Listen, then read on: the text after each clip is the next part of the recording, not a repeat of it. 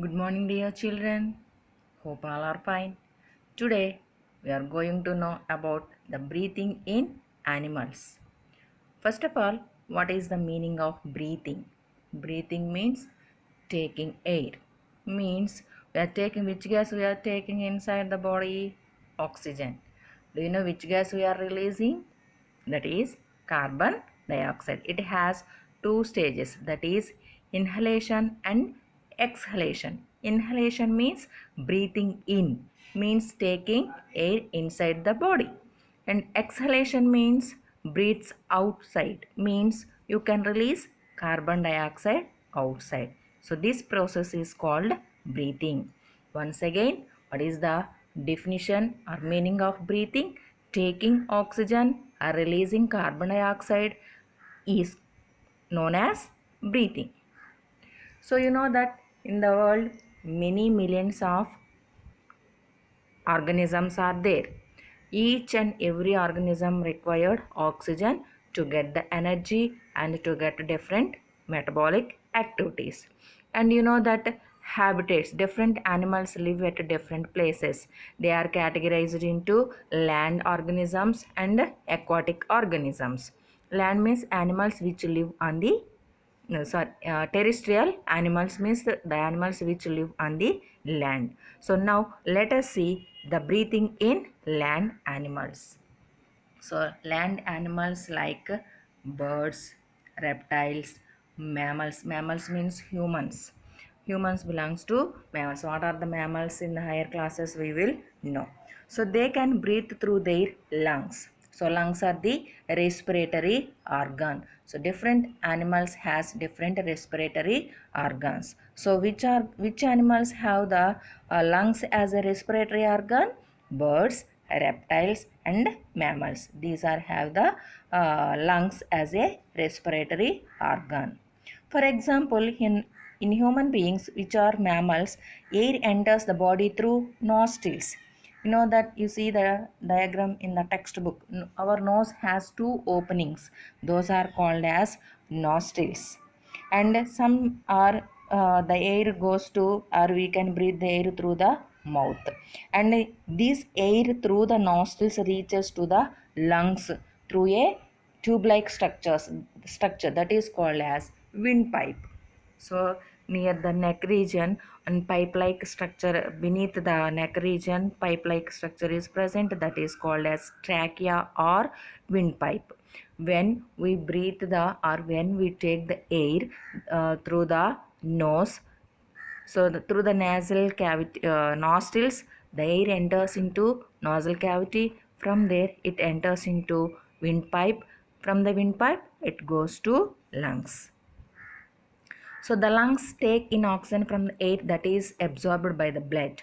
In the lungs, blood vessels, network of blood vessels are present in the lungs. When this oxygen reaches to the lungs, this oxygen is mixes into the blood. That blood is called oxygenated blood.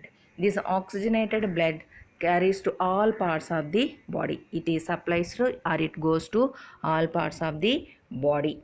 And when our body organs receives oxygenated blood, they can work efficiently. So every organ, internal organ of our body, heart, brain, kidney, each and every internal organs are required oxygenated blood. That oxygenated blood helps to working of proper working of these organs.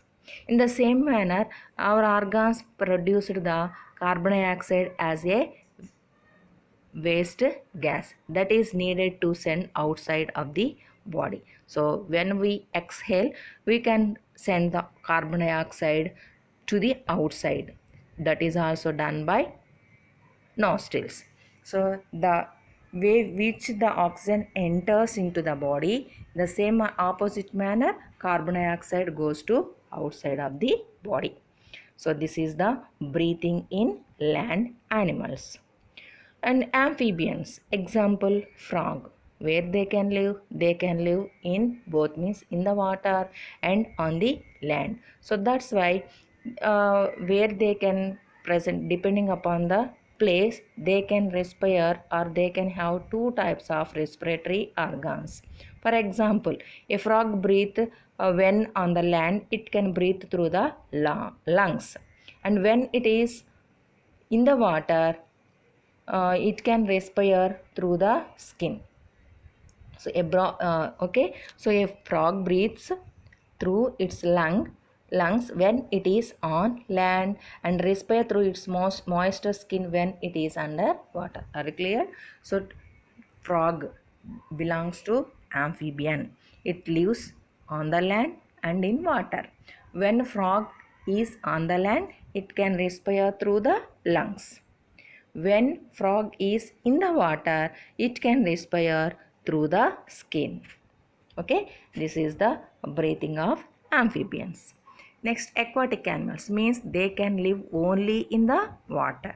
Is it possible to respire through the lungs? No. The organisms which are live in water, they have special respiratory organs. Those are called as gills. For example, fish, prawn, crabs, etc.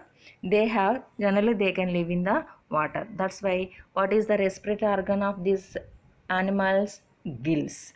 So what is the respiratory organ of fish? Gills. Like that, prawns, crabs are also respiratory organ, gills. So have you ever observed the gills? If you touch if you watch a fish carefully, is an aquarium, you will see its mouth opening and closing continuously. A fish takes in water through its mouth and passes it through its gills. So while generally at home, when we mother cleaning the fish, you can observe at the mouth region it have the red structures are present. Those are called as gills. During this process, the oxygen dissolved in water absorbs and the carbon dioxide releases into the water. Same process. Any animal take oxygen and releases carbon dioxide. Next one is insects. Next organisms, insects.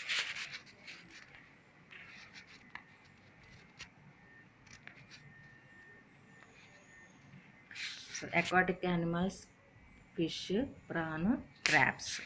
So what is the respiratory organ of these aquatic animals? Gills. They can take the oxygen dissolved in the water, and they can release carbon dioxide into the water.